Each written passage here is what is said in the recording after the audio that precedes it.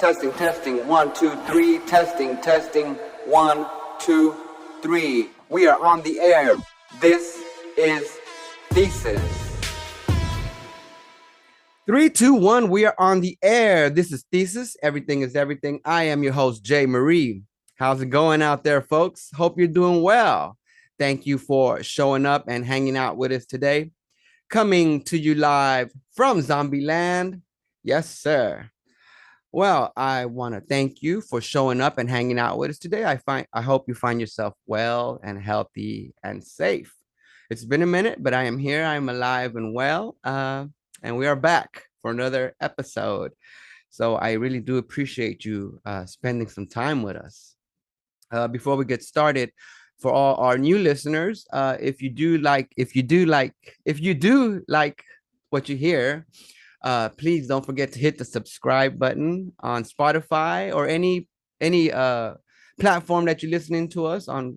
Follow us on YouTube and also on X. We are on X now, so please go over there and join us. You can always reach out to me on X or on our other socials. So we are there. And also, if you are new and haven't found out yet, is that we don't put out content every day or even every other day, or sometimes not even every other week. So you want to subscribe and make sure, and you check in every once in a while. And that's why you want to hang out with us on our socials also, because there's so much going on over there, not just having to sit around waiting for the show to come out. All right, so let's get started. So I've already been thinking about what we're going to talk about for a while now, for a few weeks. And I've been studying and getting really, really well reassociated with what we're going to talk about. And I'll start off so you guys know that what we do here is, our mission here is really about like liberating ourselves and educating ourselves and finding those strengths inside of us, right? Of what makes us better, or what can make us better, become better people, better business owners, better husbands and better friends, right? Society, better citizens in society. That's what our mission is here, right? And my journey has been about, seeking knowledge and wisdom. This journey that I've been on for about 15 years, 20 years now is in the seeking of knowledge and wisdom, true wisdom, through religion and history and all types of philosophy. One of my favorite topics is philosophy, Greek philosophy, the classics, Plato, Socrates. It's them. And I've always wanted to find ways, and some of you who understand these things and listen to the show probably hear some of these things, get kind of filtered through my show. I try to share as much as that information, that wisdom that I find in the classics of philosophy and religion. I try to share that through the stories and through the conversations that we have. Right? I try to inject them in the proper place to where people can get an understanding of some of these things, some religious concepts, right? Some philosophical concepts, right?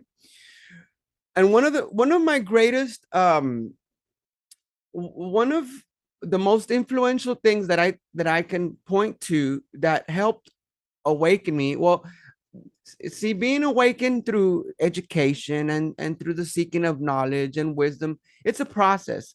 But sometimes there comes along a story or a tale or something that you see that is very clear, and it kind of opens your eyes to something greater.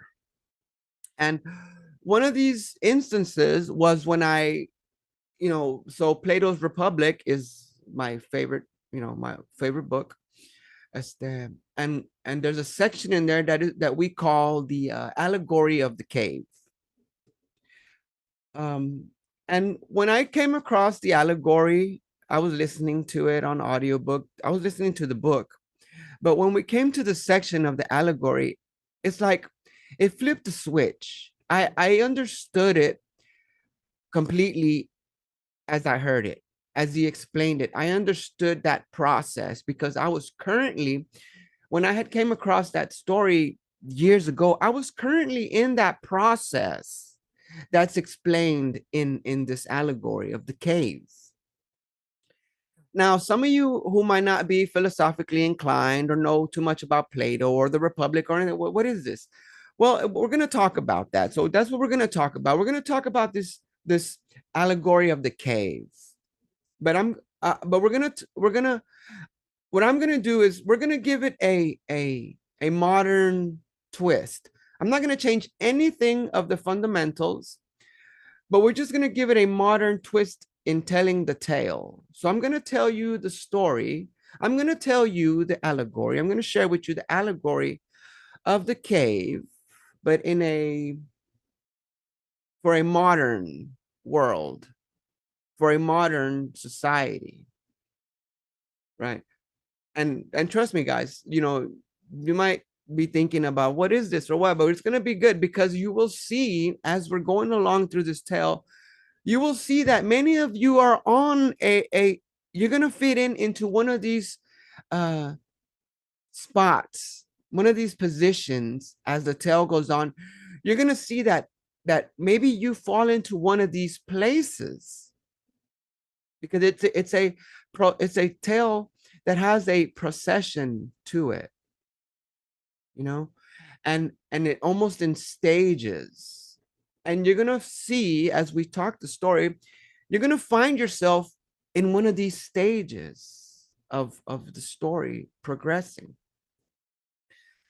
And one of when I heard this story, it blew my mind. It opened my eyes to what was going on with me. But as I learned more, it just kept opening my eyes more and more to what happens in society or what happens in education, what happens in the media or these type of things. So this story relates to so much about society, so much about what we're learning, so much about our present state of education in life, present stage of enlightenment, or spirituality in life, in the seeking of wisdom, education level, it relates to all of that. And it'll be very clear as we tell the story. So for just a quick catch up for those of you who do not know what the Republic is. In Plato's Republic, they are it's Plato was I'm sorry, it's Socrates and Plato and some of their friends, and they're talking philosophically about society, and they want to know how society works and what's best for society and what kind of ruling system is best. So they break society down and they create a theoretical society. How many people do we need? How many farmers do we need? Do we need people who know how to do metal? Do we know people who know how to fix stuff, right? So a society needs all these parts. And as they're going along talking about their society that they're building, they get to the point of education. How do we educate our people in our society? What kind of education is the best in our society? What would be better? What kind of education would be better, right? So they get to that point, and and the allegory comes in at the end of when they're talking about education, because it's like um when we think of education, whether what we're taught in school or the colleges, or maybe even we're learning like when we watch our screens or our TVs or whatever, it's not like quite an education like at school, let's say, but but we are kind of sort of being educated by what we see and by what we're taking in, right? Because we're constantly listening to public speakers and leaders and stuff that have things to say. So we're kind of sort of being educated in a way, right? In the kind of like in school when the teacher tells us this is, and then we work on the problem, just sort of similar, that generically, right? So the effects of education or the lack of education, as we can have a comparison. There's a comparison that we can make to show us what education is or what a lack of education is. And that's what the allegory of the cave is. It's almost like a comparison to what this thing is that we call education. So we're going to do the cave, but with a modern twist.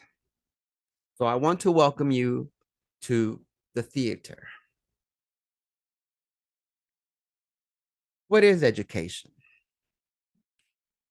Well, let's start like this. Picture humans in a room, in a theater, like in a movie theater. There's only one row, and they're sitting there, and it's dark, and it's a movie theater. Um, but they're being held down by chains that hold them steady and hold their heads and their face forward so they can't look around. All they can face is the screen in front of them, like in the movie theater, the wall in front of them. They can only see what's on the wall. Now, let's imagine how the theater has a projector behind you. So behind these people that are chained, looking at the wall, there's a projector, a light that shoots the light onto the screen in front of them.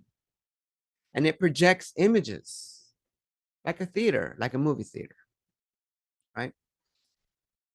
But remember, we're thinking in a sense of what is education, okay? So let's imagine that these people have been there since a young age. All they know, these folks that are on that row, all they've ever known is what is projected on that screen in front of them. And they can't look anywhere else. So this is all they know, right? And let's assume that these people can speak to each other. So they give names to the things that are happening. They label them, right? Because this is all they know. So they name these things, they label them, they associate them with whatever. The moving, pictures of animals or people speaking or whatever's happening on the screen. That's all they know.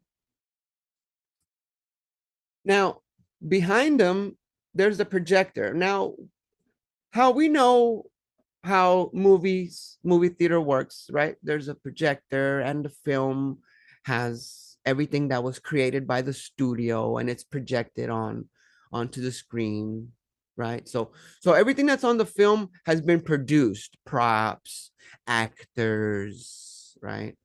um Cuts, many takes, special effects, stunts, fake blood, fake bullets, explosions, right?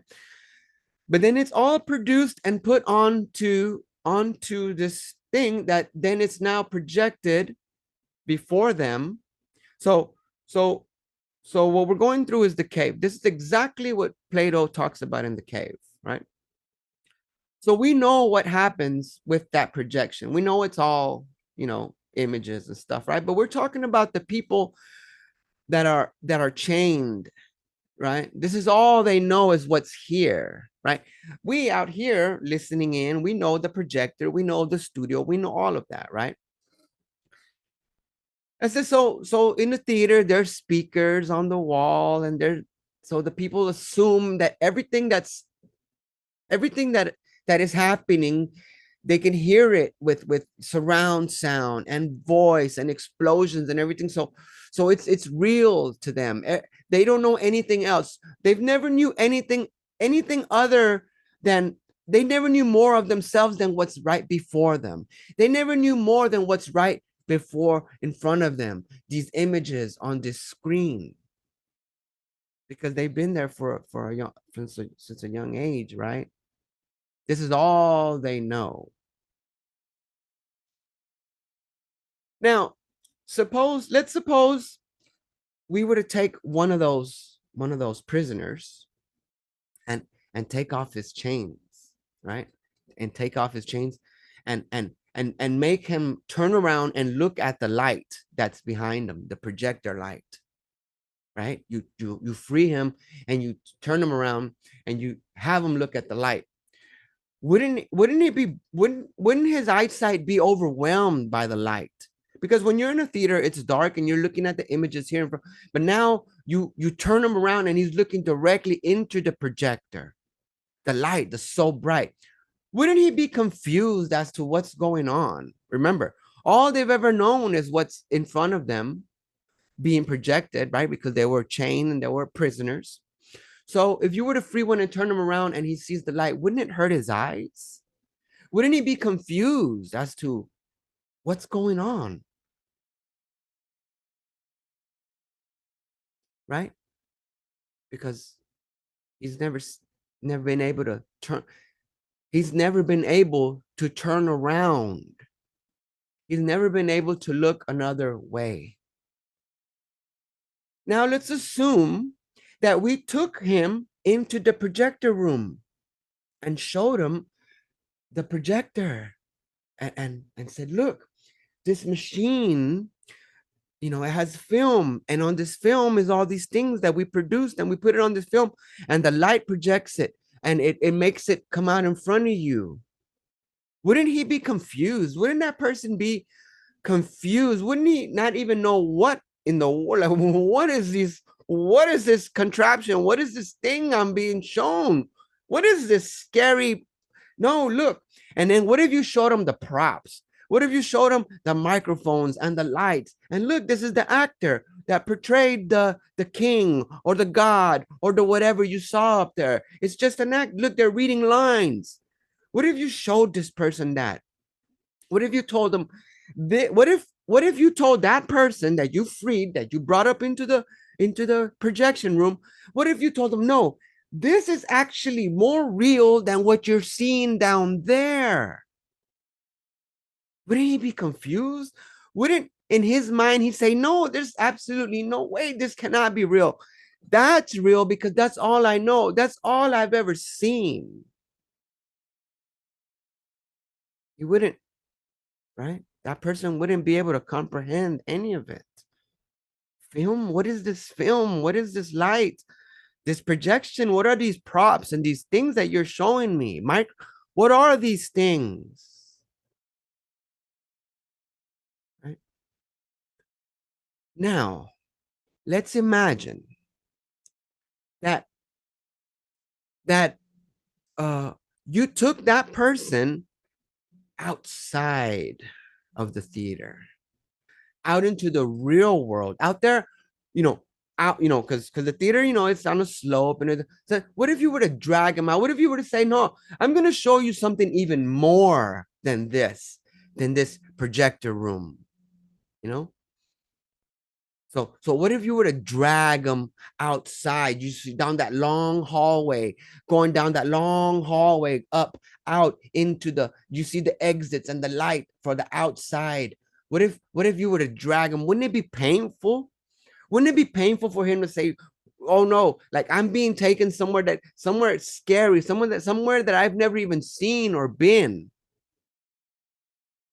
And then when you take him outside, would he be able to see anything? What would be his first reaction to being taken outside?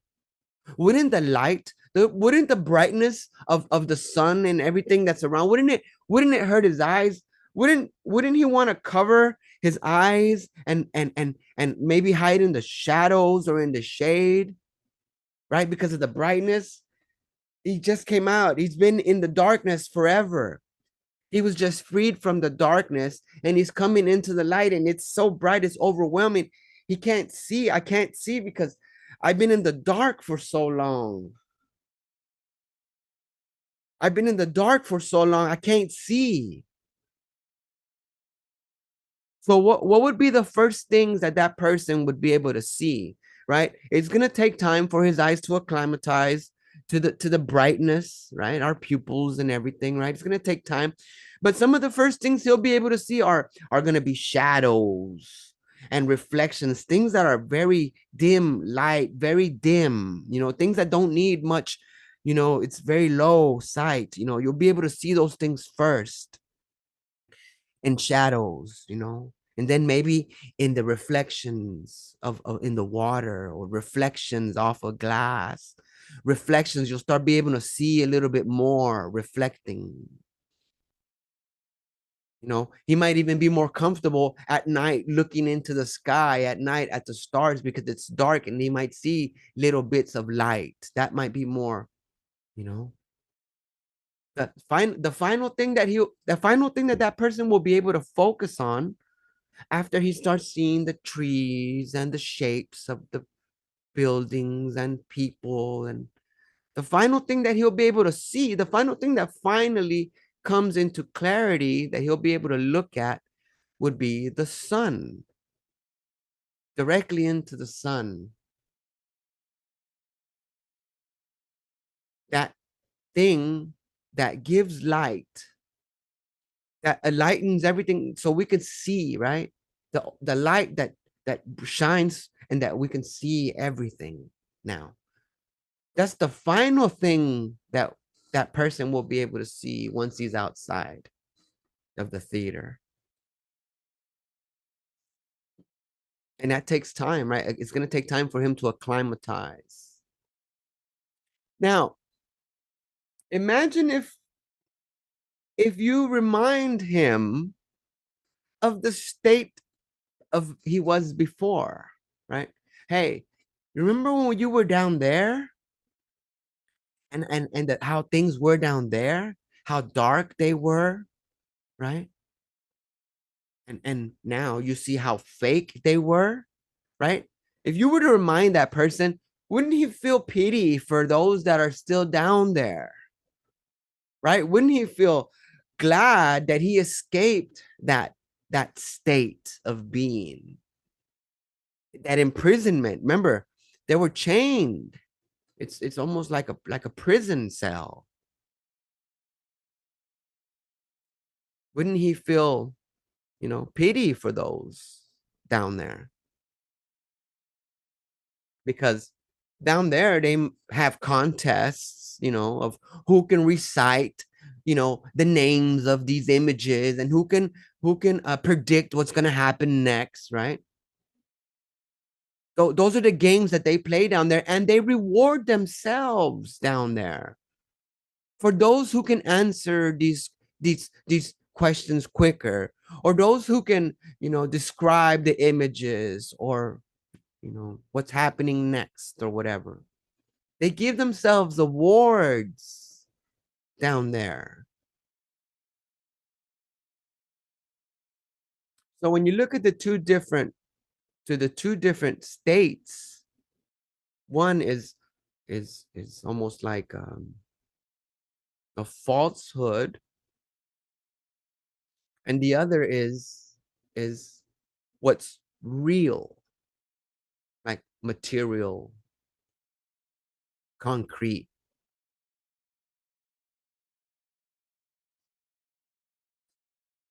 Now,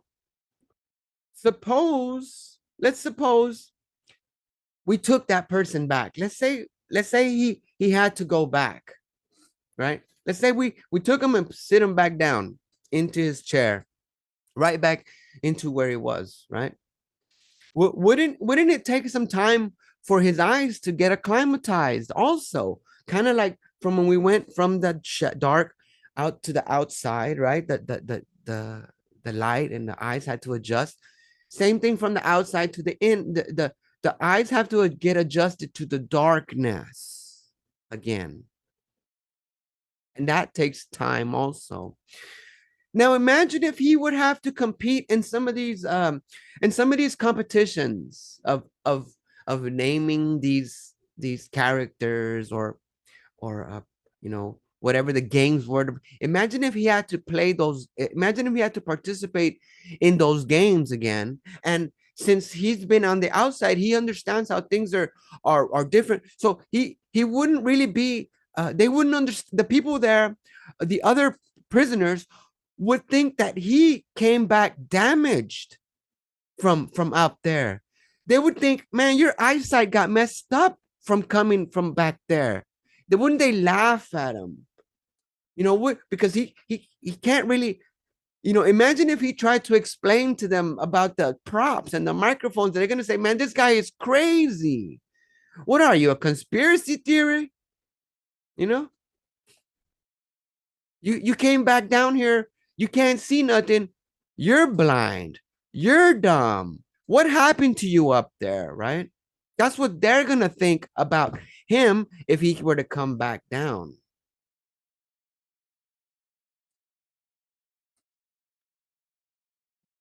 Now, when we think about so we're thinking of education, right? What is a true education for us, for you, for the individual?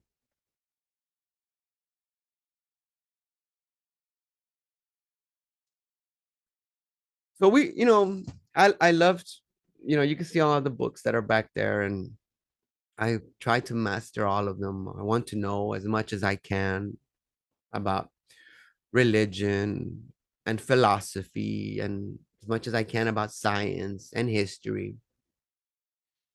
So I'm trying to educate myself, but what I'm teaching myself, right? What I'm showing myself. And then I also educate myself by watching, lectures or documentaries and stuff. So I'm watching stuff too. But a true education isn't quite like what we are taught in school or even in our colleges. A true education is something else. It's more like an uplift of the spirit. So no, like if we were thinking about the regions um revealed by sight. So the our sight is the prison dwelling. Like uh, what we see, right? What we see is like the prison is what we're seeing. It's that, but true education is like an enlightenment is something else. It's like a spiritual uplift of the soul, right? Of a desire for the soul to want to break free from, let's say, those chains that are holding those prisoners in that dark cave, right? In that dark location that they can't be freed, right? The enlightenment, the true education is the soul leaving the cave, going up outward, out towards the outside of the building, where the soul can finally see the actual shapes of the trees and the people and the sun and the clouds and the lights. That's what an education is. What a true education is: being set free from the chains and the images and the things that we it's that we think are educating us. But when we look and we dig in and we see that a lot of it is not quite as it is. When we think of society, we think of modern society, a lot of us spend time watching TV or news broadcast or whatever, and that's how we feel like that's how we're educating ourselves. We're watching things on TV, and this projection is almost the same as the theater. All the things that we see on the TV screen is produced. Even the newscast, even the political commentator, all of it is produced. All of it is edited. There's props, there's writings, there's lights and microphones and technical advisors and all kinds of things. The people that you see on the news that are reporting to you every single day, they're actors. They're paid to portray a persona. They have writers. Comedy shows at night, late night comedy shows, they have writers. When you look at your favorite shows, Sopranos or whatever shows you like, Friends or whatever, all of those are, we understand that they're all produced, they're imaginary, they're fake, but they can portray some important things. Sure. They can portray important stories about society or about relationships or about these things. But we have to remember that everything that's on that screen is not real. It's a production. Now, how do you find the truth? Well, you're going to have to dig through some of the stuff that is portrayed in front of you, but you're going to have to go deeper than that within yourself to try to find what's right or what's wrong, or are you being lied to, right? As long as you are, as long as you remain a prisoner uh, with the chains on in that dark, cave, in that dark theater, you're never going to really be able to see the true stuff that's outside. You're never going to really be able to see the true shapes and forms of the things that are, whether nature with the animals or science like gravity and these things, right? Or society, the way humans behave, the way cities grow, the way people treat each other, the way we do things, for ourselves or for others or in our homes or in our families. There is a good, right? There is a good way and a bad way, right? We can all figure out and find out what the good is. A true education, the final place that it leads you is it points towards the good, that which is good. After studying all these books of philosophy, after studying all these different religions, after studying all these historical tales of kingdoms and all these things, one thing that is clear is in the end, you will be able to see what is good and what is bad, what is good for society, what is bad for society, what is good for you, what is bad for you. That is what a true education is. And now, when we think about the good, let's just think. So, when people think about God or whatever, when you think of the word God, just think good, the good for all, what's good for me, right? So, a true education is something like the soul being turned away from the darkness towards the light, being turned from the darkness towards the light, like the prisoners in the theater, releasing their chains and taking them outside. That's what a true education is.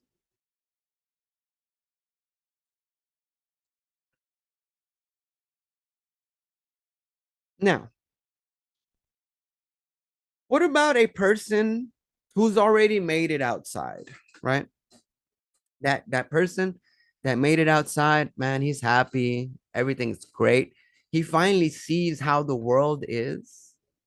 He can see everything clearly, right? Things are great up there. What a, what what is the duty of a person that has escaped the prison down there? Does he have a duty to anyone else?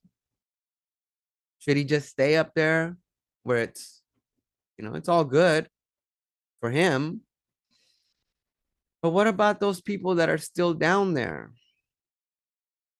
What about the people who still have those shackles on their necks? Do you have a duty? That person that made it out, you, Do you have a duty to those people that are down there? Right. So when we're led to the good tells us that we must have compassion. And, you know, seeing the prisoners should give us compassion in wanting to help free them also.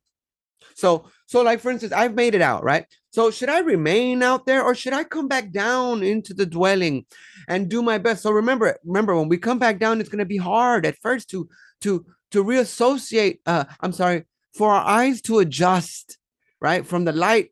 Because we've already been up on top for a while. We've already been up there for a while. So when we come back down, it's going to take some time for our eyes to adjust, to acclimatize to the darkness, and to also to try to remember these images and what they mean, and try to figure out ways to speak to those prisoners. Remember, because we don't want them to think we're crazy. We don't want them to think that we're Looney Tunes, tinfoil hats, conspiracy theory. We don't want them to think that, right? Because that's what they're going to think about us. So we got to find ways. We have to come back down. I have to come back down, right? I made it out, right? The person who made it out, you made it out. You have to come back down there and figure out a way through with what you've learned, because you've seen the true shapes, you've seen the light, you've seen the sun, you've seen the forms, right? You know what's going on. So you have to find ways to go back down there, and even if it's through little seeds, through little hints, through little pushes, to help seed them and feed them information to hopefully one day they will be able to be free. So one day, maybe you can turn them around and to have them look at the light, or show them the props in the projector room, or maybe even drag them all the way outside. Right? Our duty for those who have made it out of the theater, who have made it out of the prison, is to go back down there. Because what is missing from down there is light. The light is missing down there. They need some of this light. And that is the duty of what the person who made it out, that is the duty. That is their duty, to go back down.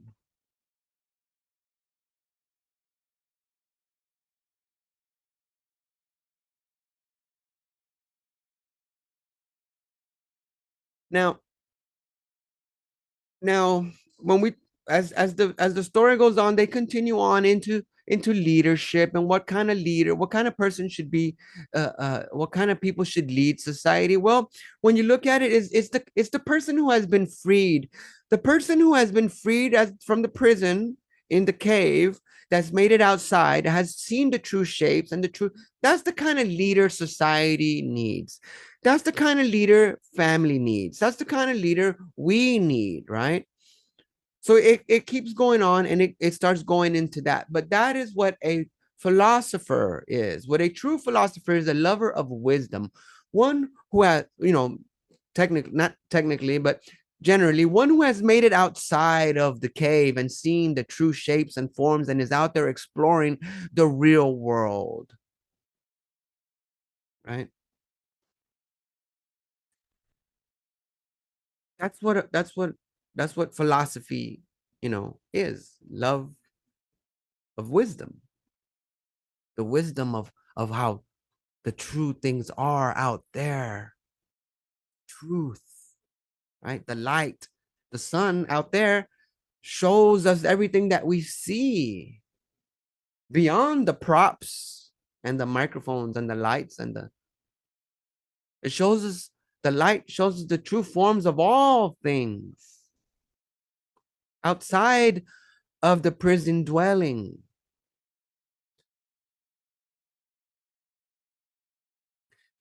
Now, think about the stage that you might be in life right now. If you are listening to the show, you are in a process, right? You are not quite the person that is chained, the prisoner that's chained in the theater. You're not that person. If you are here, you're probably more like the person that's being shown the projector room right now. Maybe. Maybe you find yourself in different. Where do you find yourself? Let's ask that. Let me ask that generally to you guys.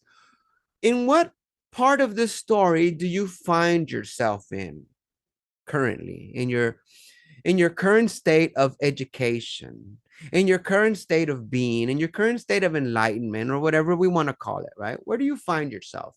Are you one of the prisoners down in the prison dwelling in the theater with the chains on the neck and everything? Are you one of those who still is competing for prizes in the games that they play on, to recognize the images on the screen?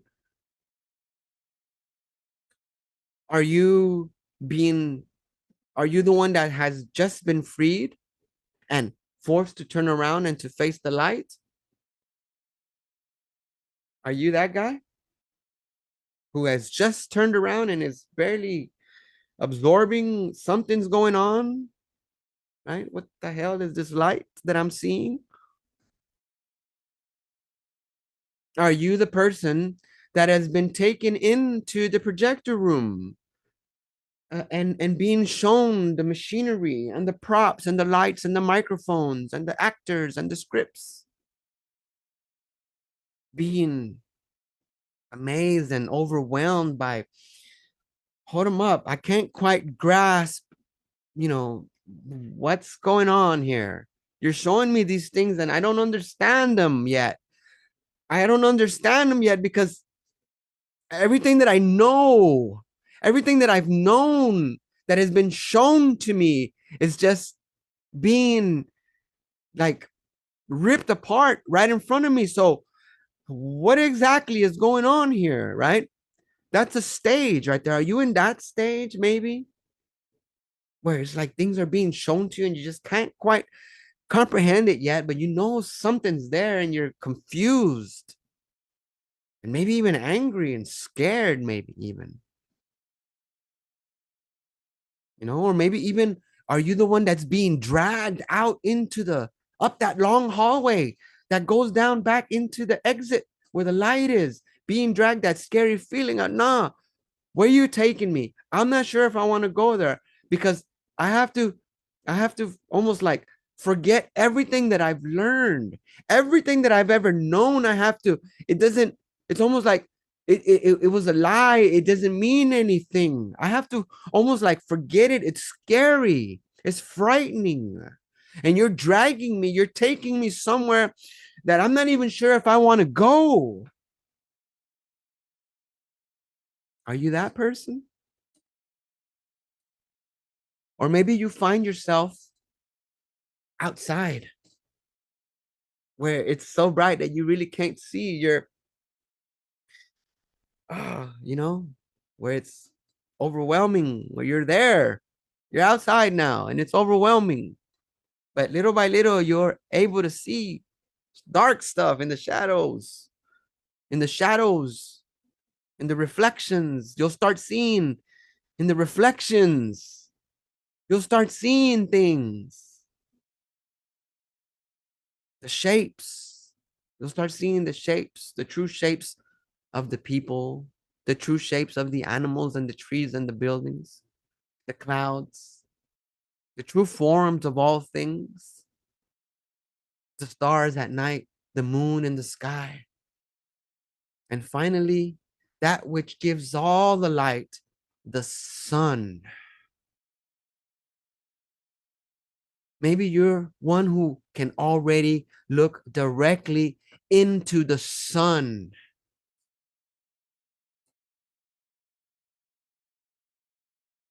Maybe you're seeing the true forms now.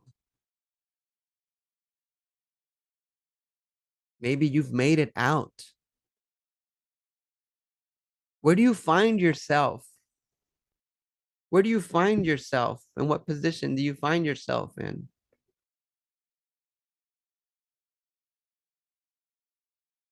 understanding. You should desire true understanding of all things. It's a difficult path from being unchained in the theater, from being chained to breaking free to turning around to looking at the light to being taken into the projector room to being shown the props and the lights and the microphones, being dragged out the exit to being taken outside to being seeing the shadows and the form the reflections and then the shapes and this and the finally looking at the sun. That takes time. It's a process. It's a process that happens for true for a true education, spirituality, enlightenment, whatever we want to call it. There is a process that has to happen. It's hard. It's difficult. It takes work. It can be painful, but it can happen. It can be done. You can set yourself free from the prison dwelling and make your way out into the world, into the world, into the real world. You can do that.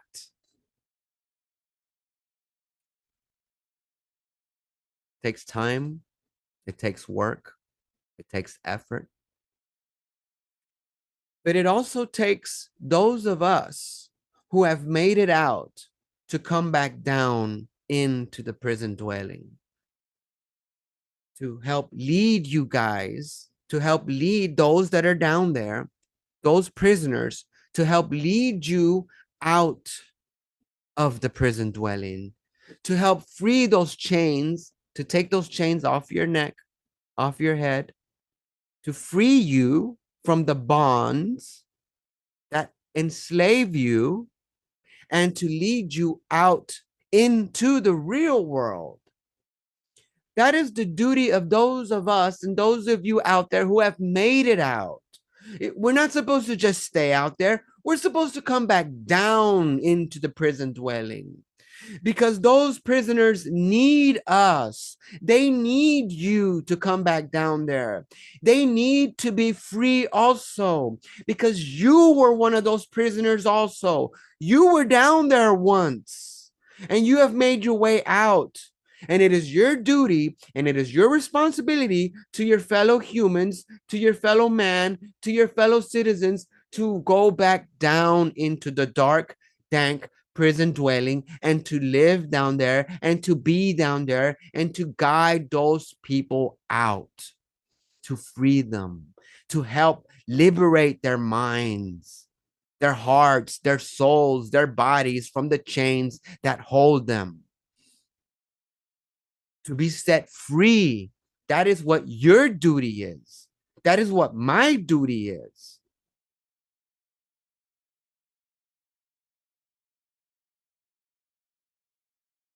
And that, my friends, is the allegory of the theater. And I'll tell you what, man. I'll tell you what. You guys, right now, you're listening to this right now. You know more right now of the allegory of the cave. When somebody mentions Plato's allegory of the cave, you just learned more about it than anyone else out there could have probably. Like, you know a lot. The way we broke it down, bro, trust me, exactly what you heard right now is exactly what the allegory says. And I hope it leaves that impression in you and you felt it and you see it and you know it and you say, yes, that is what it's all about. So we'll stop there. And I want to thank you guys. Like, honestly, bro, honestly, you guys know more right now about the allegory of the cave than thousands of other people out there. Trust me, because nobody talks about this stuff the way I do. Nobody comes on their shows and talks about these philosophical ideas and these things, these principles that are going to help free our minds, that are going to help free our homes, that are going to help free our societies and our cities and our nations. Nobody's talking like this. But you know what? We don't care what anybody else is doing because this is how we do it here at Thesis.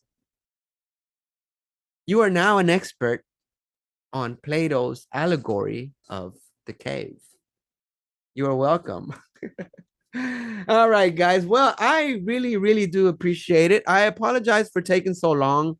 Um, so my so my doggy passed away. I think on our last show she was hanging out, but she did pass away. So it took a minute for me to, find my balance again and everything. But we're good and we're here and it's all good. So that's why it took a while. So I do want to apologize for that because I have been itching to come back on here and I've been studying for a couple of weeks now. So trust me, I've been listening to the allegory of the cave over and over and over and over and over and over because I wanted to make sure I had every point and aspect like really down, and I took notes. I looked down at my notes a few times, but you know how I do it. I write them down to help me kind of remember. So, all right, guys. Well, I really do appreciate you spending time with us. I really, really do, man.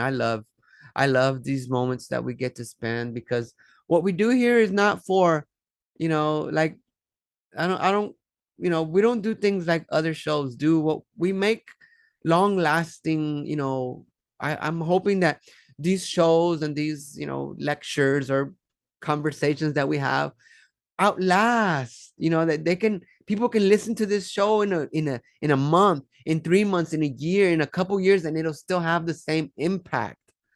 And that's why we do things different here because we're trying to free people from the prison dwelling, and that's what it's all about. That is what we are doing here every single time.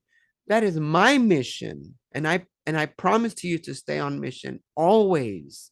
And I really, really do appreciate you spending time with us. It means so much to me. All right, folks, we'll wrap it up there. I want to thank you, thank you, thank you, thank you, thank you so much. And also, again, if you are new to the show, don't forget to hit the subscribe button. Follow us on X. Subscribe to us on YouTube. Subscribe to us on Spotify or wherever you listen to your podcasts. We are everywhere. So you can also reach out. Please reach out if you have any questions. Reach out to us on our socials. Reach out to us on X.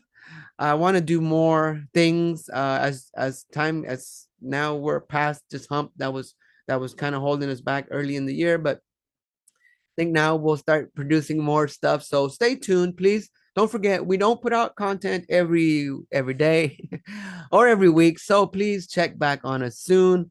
Follow us on the socials so you will not miss a thing out there. There's plenty of clips out there. So much going on over there. You don't want to miss it. I love you guys. I thank you for your time.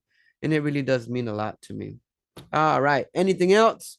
Tell your friends, share, subscribe, everything. I love you guys. I will see you on the socials. Free yourself from the chains and make your way out of the theater, out into the real world, because that is what a true education is like. All right, guys. All right. I love you. Stay safe. Stay healthy. I will see you guys soon. Peace out, folks. This is Thesis.